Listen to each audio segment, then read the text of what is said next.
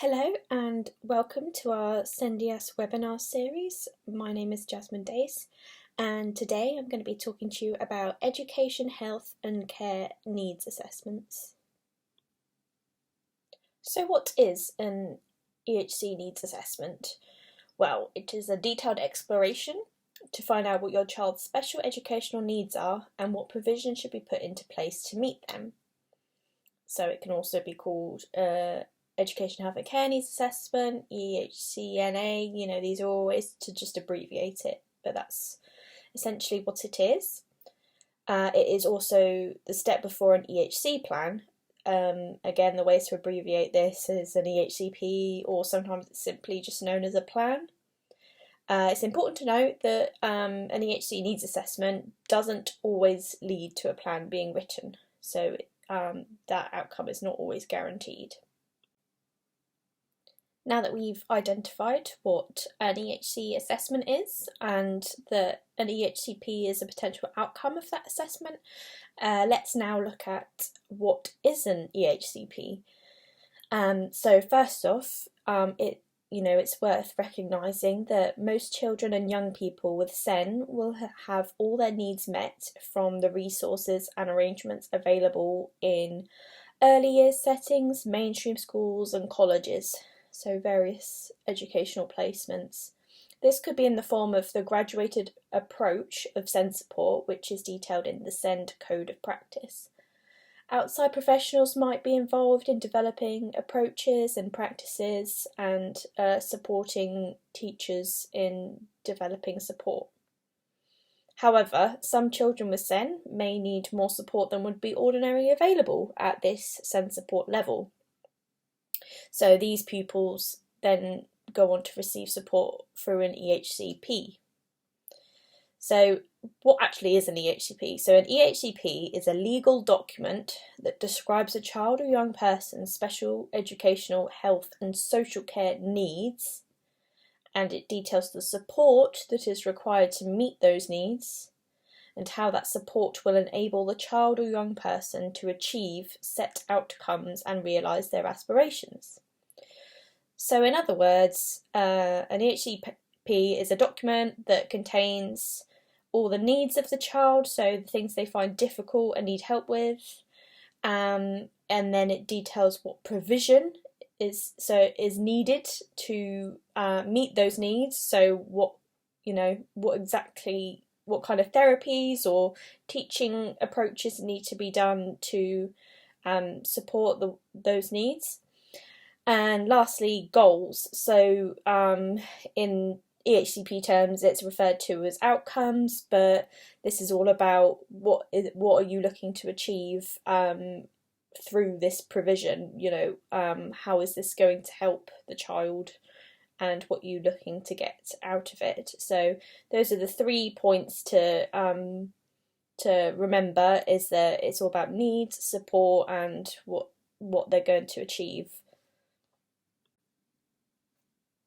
So we know what a plan is, we know what an assessment is, so now it's kind of a question of, well, does my child need to be assessed for this? And the main thing to think about is, if you are concerned that your child is not making progress despite the level of support they are currently getting in their educational setting, then you have the right to ask the local authority, or LA for short, to carry out an assessment of their needs. So you do have that right. If you do ask, they will consider whether your child has or may have a level of needs that requires their provision to be made via an EHCP. It's worth noting that LAs do look for evidence that essentially everything has been tried and tested before an application is made. So having evidence that ordinarily available provision is not or might not be enough for your child is key. So it's really good advice to keep a paper trail and make sure you can provide this. We do have another webinar called "What is an Education, Health and Care Plan, and Does My Child Need One?" So if you need more help with this kind of question and more information about it, then please do listen to that webinar as well.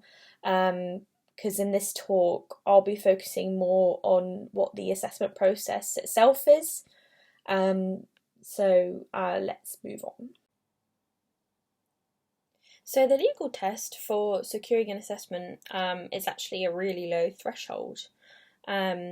So the local authority must apply section 36(8) of the Children and Families Act 2014, and this states that the local authority must secure an EHC needs assessment for the child or young person if, after having regard to any views expressed and the evidence submitted under subsection 7, the authority is of the opinion that 1. The child or young person has or may have special educational needs, and 2. That it may be necessary for special educational provision to be made for the child or young person in accordance with an EHC plan. So this is the direct quote from the law, and as we all know, the law can be quite wordy and difficult to understand from the offset. So just to clarify what this means, the legal test essentially means that the LA must do an EHC assessment if your application and evidence shows that the child has or might have special educational needs and might require special educational provision. So it's the mights and maybes that make it a low threshold for getting an assessment, and those are in bold on the slide. So that's kind of the gist of what that actually means, but also it's important here to clarify what is meant by special educational needs in law. So by law, it is a learning difficulty and or disability which requires special educational provision. So that's the overarching principle.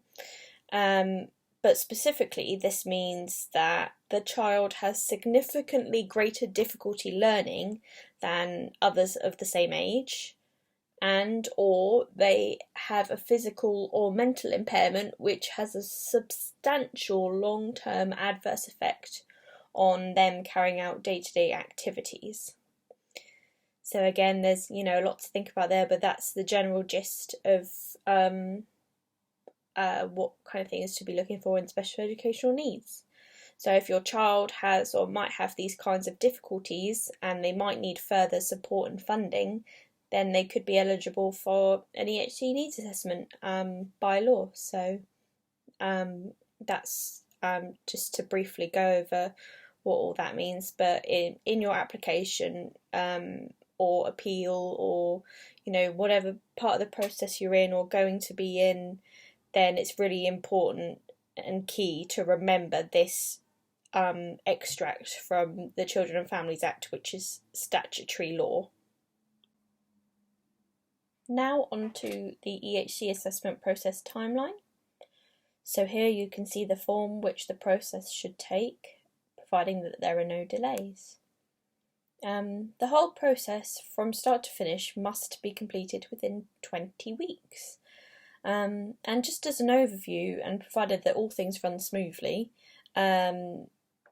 this is essentially starts with a request is made for an assessment, and within 6 weeks the LA must tell you whether they decide to carry out the assessment or not.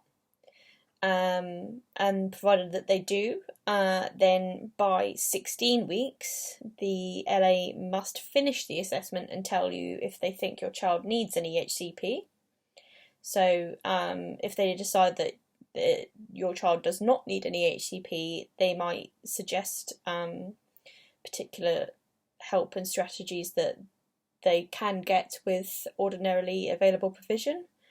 But if they do decide that your child needs an EHCP, then between 60 to 20 weeks they will issue a draft plan, a draft EHCP, and this will be sent to you, and then you will have 15 calendar days to make your comments about it and request a particular school or college or nursery, depending on your child's age. So that's a key point to check it over and say where you want them to go for their education. And then by 20 weeks, the LA must complete the final draft of the EHCP and finalise it all and then issue it. And then every 12 months, the LA must review your child's EHCP. So once a plan has been issued, it must be reviewed every 12 months. Just obviously as the child grows, their needs will more than likely change, and as they go through different phases as well. So that's just it will travel with them and adapt as they adapt. And the key point about this slide is just to make you aware of the time limits involved in this assessment process. But now we'll go through each step in more detail. Step 1 is making an EHC needs assessment request. So this triggers the whole process. So who can make the request? A parent, a young person aged 16 to 25, or a person acting on behalf of a school or post-16 institution. So they would usually be one of these people. Whoever's applying would be expected to submit their request to the local authority, which is usually via a form or a letter. But also anyone else can bring a child to the LA's attention, e.g. foster carers, health and social care professionals, family friend, where they think it's necessary. So when they say bring to the LA's attention, they usually mean, if said professional wrote to the LA to say, oh, I think this child needs to have their needs assessed, and I'm concerned about this issue, and they need more looking into. So something along those lines. So for making a request, it's there's no legal prescribed format. So legally, all you need to do is submit a letter. Although LAs may expect you to fill in their own forms for making a request, this is usually there to help you. So when they make their own forms, they'll split it into sections with particular questions to help direct you to give the right sorts of information that they need in order to make a decision about whether to assess or not. So either way is fine, but just note that any imposed criteria to be able to make the request is unlawful. So if you remember the legal test, that's the only criteria. So how do you make an EHC needs assessment request? So as I said, you should make a written request and keep a copy of your letter. So whether you choose to just write a letter or fill in the form, if there is a form, you should set out why you believe your child has or may have SEN, and why you believe they may need special educational provision to be made through an EHCP. You need to send this to the local authority's SEN team. Every local authority has one. You can find their details by Googling your area and then SEN team, and this will usually come up straight away. But if you have any trouble finding these details, then we can absolutely help you with that and help provide them. So what is the LA looking for in your submission? So they'll be looking for evidence that despite action taken to identify, assess and meet the needs of your child, they still haven't made the expected progress. So to show this in your submission, you should include the context of your child's SEN. So this includes, what diagnoses do they have, or suspected conditions, how these and their difficulties affect their communication and interaction, their cognition and learning, their social, emotional and mental health, and their sensory and physical needs. So what I've just listed there is the SEN categories, which are the broad areas of need, and we have more information on those in our resources and in the SEN Code of Practice, but that's what kind of context they're looking for. You should also include other needs. So by this that we mean things such as health and medical conditions and social care needs and how these affect the child and how it impacts on their education and special educational needs. Their learning progress, so including academic attainment and developmental milestones and how these were achieved or not achieved and at what stages. Past and current additional support, so examples of what has been tried and tested to meet the child's needs and what has worked as a result of lots of additional intervention. Okay, because you're trying to prove that that your child needs lots of additional support in order to succeed in their education. It's also important to include the outcomes wanted. So what do you want your child to achieve as a result of special provision? What does the child want to achieve? So, for example, you could ask them, what do they want to be when they grow up? And see how they answer. But yeah, in terms of outcomes, it's good to think of SMART targets for what their aspirations are. And a very, very key point is to include evidence. So make sure you have evidence to back up all your points. This can include reports from professionals, school records, statements from your child or others involved with your child, examples of schoolwork. Sometimes video or audio evidence helps make a point, as long as these demonstrate that your child has or may have SEN. Step 2. The LA decides whether to carry out the EHC needs assessment or not. So once the EHC request has been submitted, the LA must confirm to you and the school, as soon as it's practicable, that they are considering an EHC needs assessment and confirm that they received the request. They have a duty to consult you and check over the evidence submitted before making their final decision. The LA must notify you of their decision within 6 weeks of receiving the request. And paragraph 9.14 of the SEND Code of Practice provides guidance for LAs to use when deciding if an assessment is necessary. However, this is not an exhaustive list. So perhaps when putting your submission together, it may be worth checking over this, as this is the guidance for LAs on deciding. And just remember again that the legal test is a low threshold and any imposing policies or additional requirements are unlawful. If the LA decide not to carry out the EHC needs assessment, then you will have the opportunity to appeal this decision. And if the LA decide yes, they will carry out the assessment, then the process moves on to the next stage. But whichever the LA decides, they must notify the parents in writing and explain their reasons for the decision. This letter must include details about the right to appeal. So these are the only 2 possible outcomes in their decision letter is yes, they will assess, or no, they won't assess. Step 3, the assessment. Once you are granted an EHC needs assessment, the LA has a further 10 weeks in which to carry out the assessment stage of the process. This means that the assessment must be carried out by 16 weeks from the date of the request. So what form does the assessment take? Well, the LA must seek out information and advice about the child's needs, what provision is required to meet those needs, and the outcomes intended to be achieved from the child receiving that provision.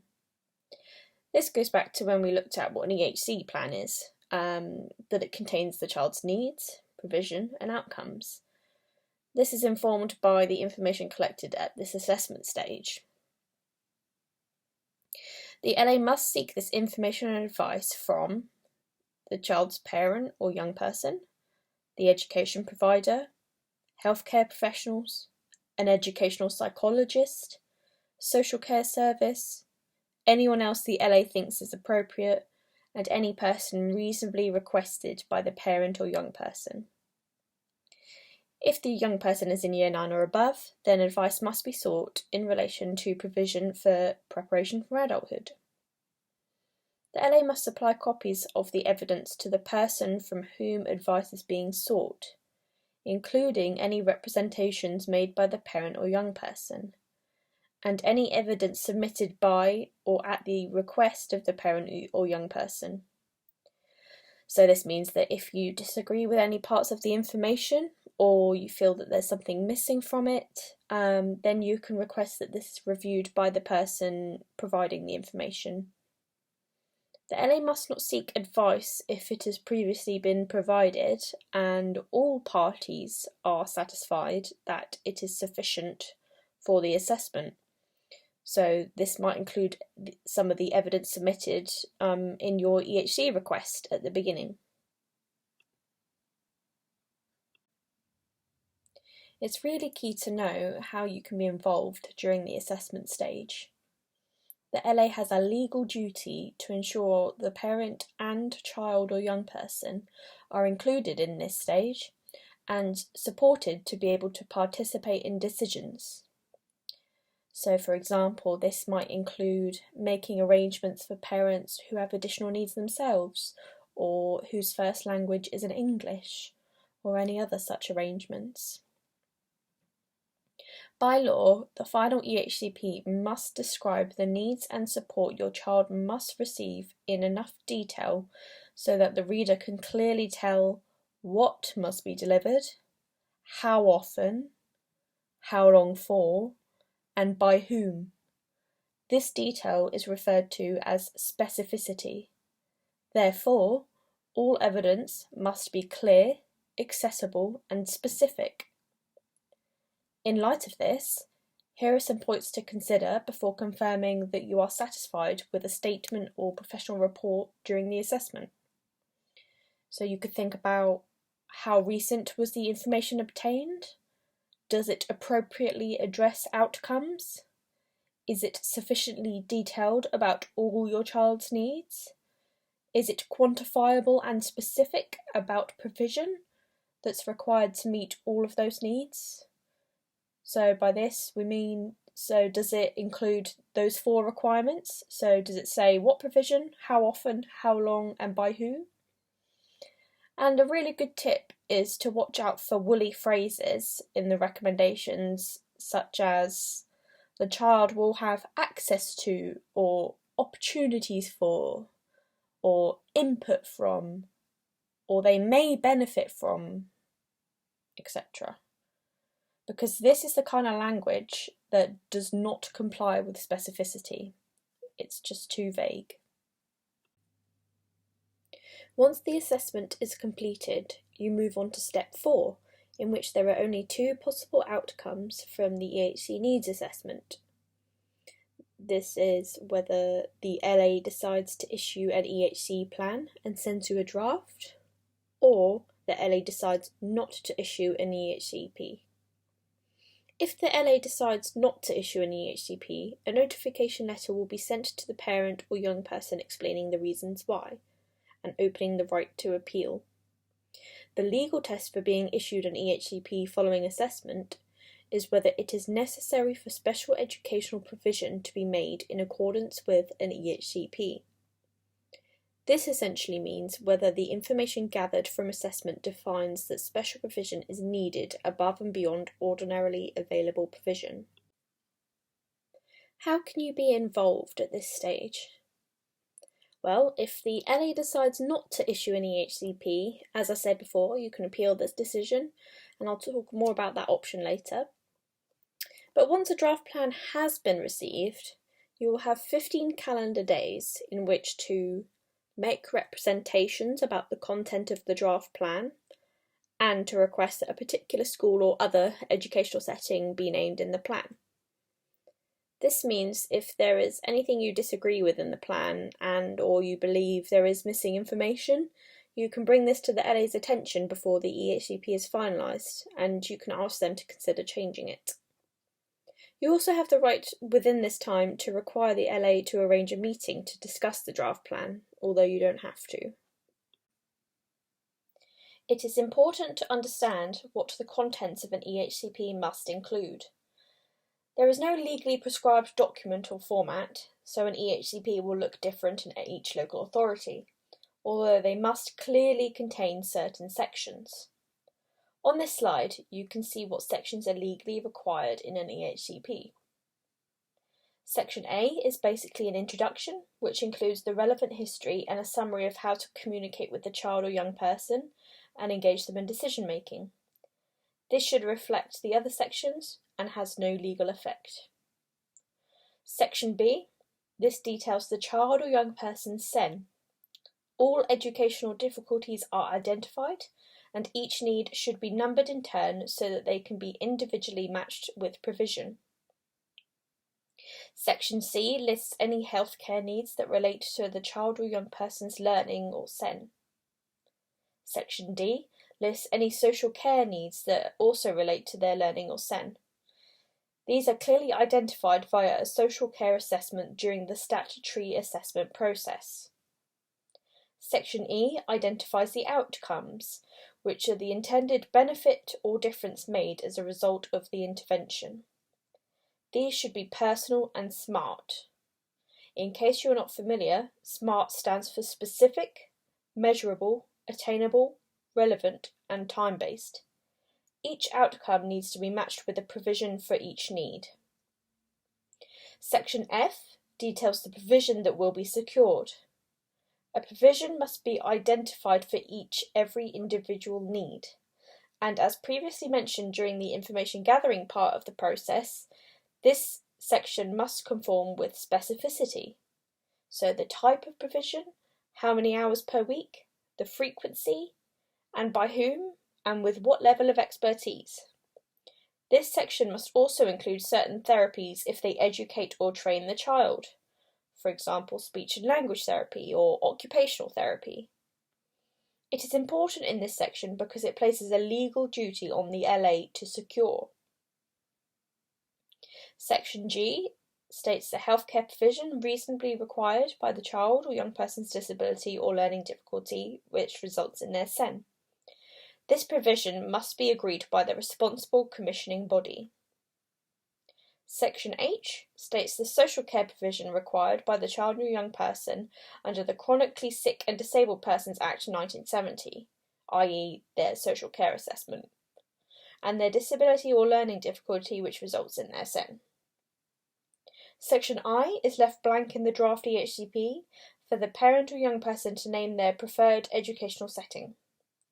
Once finalised, this will state which nursery, school, college or other setting and what type of placement this is, i.e. mainstream, special school, resource base, etc.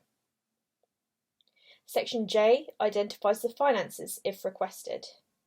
The personal budget is the notional amount of money that would be needed to cover the cost of making the special educational provision specified in the EHCP. If you do request a personal budget from the LA, you can at the same time ask the LA to identify which elements of the personal budget you could then receive as direct payments. Direct payments are an actual amount of money that you would receive so that you could commission the provision in the EHCP yourself. Section K compiles all the advice and information gathered during the assessment in appendices. Now that you know what an EHCP must contain, you can check the contents of the draft plan to ensure it conforms to the requirements and that you are satisfied it covers everything about your child. The key things to consider are, when checking your draft, remember to check for specificity. Does Section B list all of your child's needs? Does Section F list specific provisions for each individual need in Section B? Are the outcomes in Section E up to date and appropriate? And to watch out for woolly phrases. You can use the IPSI EHCP checklist to be thorough. If you are unable to find this via the IPSI website, we can send you a copy. Overall, you know your child best, so it's up to you to speak up if something's not quite right.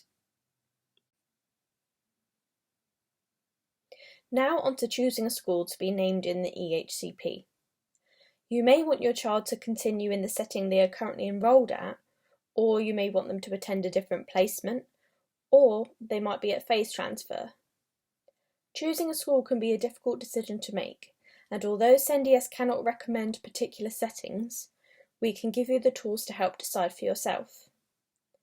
You can find details of local schools and their SEND provision on your LA's local offer website, which you can find just by Google searching. If permitted, you can tour around potential schools, ask questions and compare notes. We have a Q&A sheet for this on our websites. For the EHCP, you can request your preferred choice and have a backup choice. The LA must name your chosen school in the EHCP unless they can prove that it is 1. Unsuitable for your child, or 2. Incompatible with the education of others, or 3. An inefficient use of resources. So once you have responded with your comments and preferred placement, the LA must consult with the school you have requested and other schools that they are considering.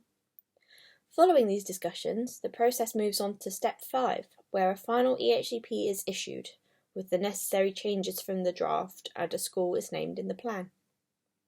The LA has 15 calendar days from receiving your draft representations to do this. An EHCP should take no longer than 20 weeks from the initial request to the issue of a plan. Make sure that you check the finalised EHCP and that you are happy with it. You can consider things such as, has the LA made any changes in response to your representations? Does the plan conform with specificity? Are you satisfied with the school or institution named in the plan? If you still have disagreements with the contents of the EHCP, you can lodge an appeal with the SEND tribunal. If you are happy with the EHCP, then sit back and observe and monitor the effects of your child receiving the provision in the plan. Sometimes, during the EHCP process, things can go not the way you want them to. But don't fret about this, because there are chances to change this. At each decision stage, when the LA sends you a decision letter, this will open your right to appeal. This means that if you disagree with any official decisions made, you can request a formal change to this decision by following the legal process in which your case is reviewed by a higher authority, the SEND tribunal. During different stages of the EHCP process, the rights of appeal can open from a refusal to assess decision, which means that the LA will not be carrying out the EHC needs assessment, or a refusal to issue decision, which means that the LA will not be issuing an EHC plan after carrying out the assessment, or the contents of the final EHCP or the placement decision, or both, which means that after the final EHCP and placement is issued and you still have disagreements over this.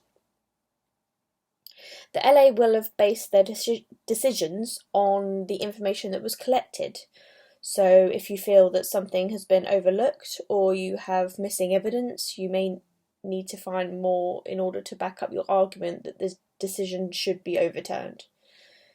We have fact sheets to help with each type of appeal, which detail the process you need to follow, with advice on what points to include in your appeal submission.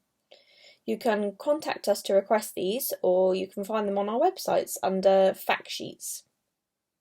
We also have lots of other helpful resources and template letters to help you check whether the necessary steps are being followed and to get your point across sufficiently. If you find that you need further support and guidance than just using our resources, that's absolutely fine. You can contact us and let us know what parts you need help with, and one of our advisors will be able to assist you. Here is a quick checklist and overview of what making an appeal looks like and what is needed. If you're in a situation where you want to appeal a decision, you should make a note of your appeal deadline. Add this to calendars, diaries, set reminders, make sure you've got it recorded somewhere. You will need your signed LA decision letter, which opens your right to appeal. You'll need to obtain a signed mediation certificate after considering mediation. You'll need to complete the appeal form, depending on which type of appeal it is. It'll be SEND 35 or SEND 35A with your reasons. Add the EHCP and all documents listed in Part K if the EHCP has been issued. Add the evidence documents that support your appeal, so your argument for what you're appealing against. Add a chronological list of all the documents enclosed to make it nice and easy for the tribunal to find things. Make scans and photocopies of your appeal bundle and keep the originals for your records so that the originals don't get lost. Register your appeal. In order to do this, you submit a copy of your bundle to the SEND tribunal. So, like I said, submit a copy, not the original documents. You can submit any further evidence that is relevant up until the evidence deadline, so you don't have to have absolutely everything when you submit your appeal. A lot of the time it's better to just lodge the appeal, get it in and get it started, and you can add more to it later. That's just really quick and brief, but if you need more information and advice about lodging your appeal, then you can find out more on our websites or contact us. It is important to highlight step 6 of the EHCP process, which is the annual review. Once an EHCP is finalised, that's not the end of it, because as the child learns and grows, their needs and outcomes will change over time. In order to keep up with this, the EHCP must be reviewed every 12 months. So by law, the annual review is the statutory process of looking at the needs and provision specified in an EHCP and deciding whether these need to change. This includes further decision-making by the LA and your right to appeal. It is key to remember this is a process, not a meeting.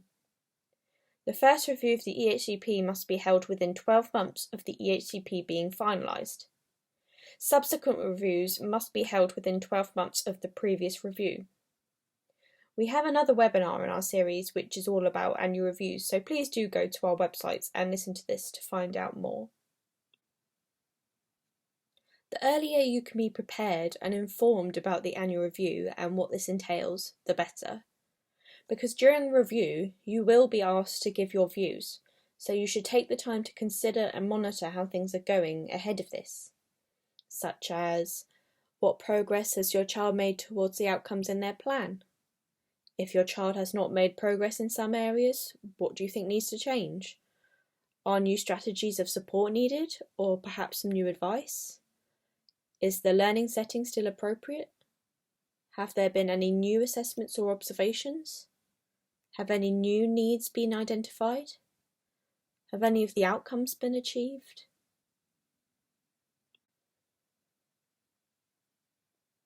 I realise there is a lot to digest in this topic, so just to recap, I've talked through the EHC assessment process, including the request beforehand and the annual review afterwards.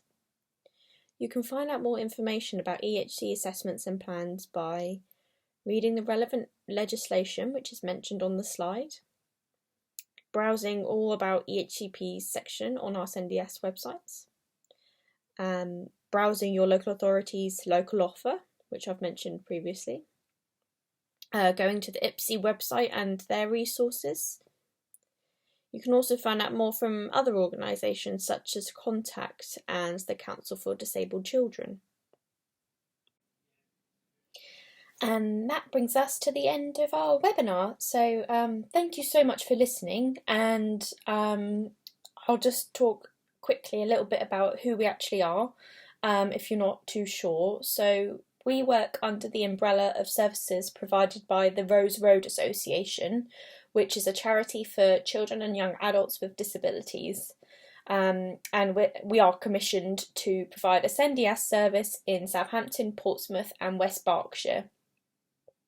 So what is a SENDIASS service? We are a free service, so no costs involved. Anyone can access us for those with or living with or working with special educational needs and disabilities ages 0 to 25 years. So if the person in question is an adult over 25 with disabilities, then they would need to access different services.